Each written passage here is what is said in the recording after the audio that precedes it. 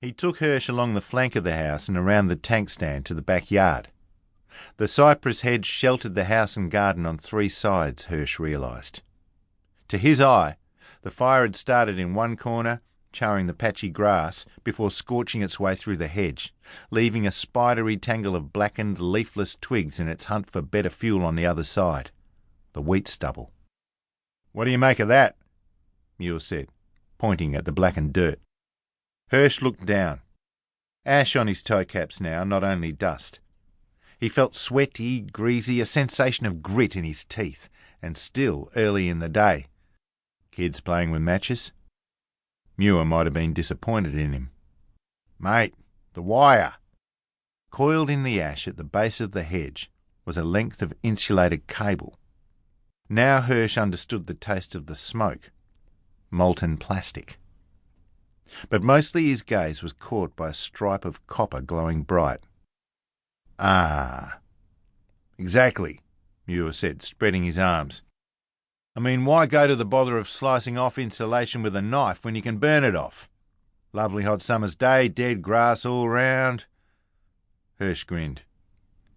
"Maybe they felt better hidden in here." Muir pointed to the dead ground between the house and the sheds. "They would have been just as invisible from the road over there in the dirt." "Who called it in?" "Your girlfriend, in fact." Hirsch visualised it. Wendy Street heading down to Redruth at 7:30 to arrive at the high school by 8, same as usual. Saw the fire, called Bob, knew Bob would call him. "Early start for your average copper thief," Hirsch said. "Maybe it's the country air." Back in his CIB days in the city, he could rely on the bad guys sleeping till noon. He glanced dubiously at the old house. They didn't strip it out of there, surely. Nah, not worth their while. What this is their base. Big metal skip full of copper in the barn. Hirsch gazed across a stretch of dead soil broken only by abandoned harrows, a rusty fuel drum, and a silvery gum tree. A barn, an open shed, collapsed at one end like a mouth in rictus. So they've been at it for a while. "Be my guess," Muir said. Hirsch recalled a department memo. 2,000 reported thefts of semi-precious metal in South Australia this year, estimated value $2.5 million. Mostly copper, mostly from building sites, also power lines, rail networks and storage depots. Electrical wiring, antenna cables, transformers, hot water pipes. Police members advised to keep an eye open for unusual activity or reports that might indicate blah blah blah. He ran a mental gaze over the district, the thousands of square kilometres he patrolled. A couple of new houses going up in Redruth, but that was his sergeant's headache, not Hirsch's. Some kitchen remodelling here and there, the long-abandoned railway service, not much in that. Maybe the stuff was brought here from far and wide to be stripped, stored, shipped elsewhere. He didn't know where to start with it.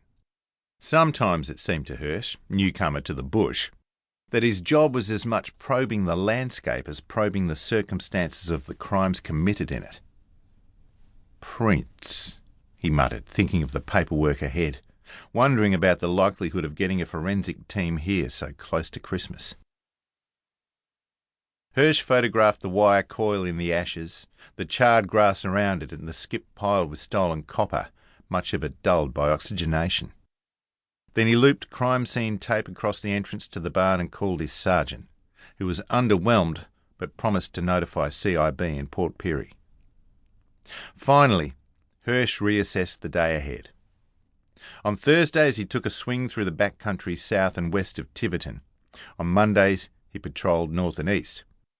Hundreds of kilometres a week, checking in. An elderly grazier here, a widow with a schizophrenic son there, a police presence, meaning a cup of tea, a chat, a follow-up. "I'm afraid your car was found down in Salisbury, burnt out. Your neighbour claims your dogs have been troubling his sheep. I'm required to ensure that your rifle and shotgun are properly secured. Any further sightings of that mysterious truck you saw last week?" Some of the people he called on were lonely, others vulnerable. Some got into trouble through a lack of foresight. A handful were actively dodgy. It was the variety, the different people and experience.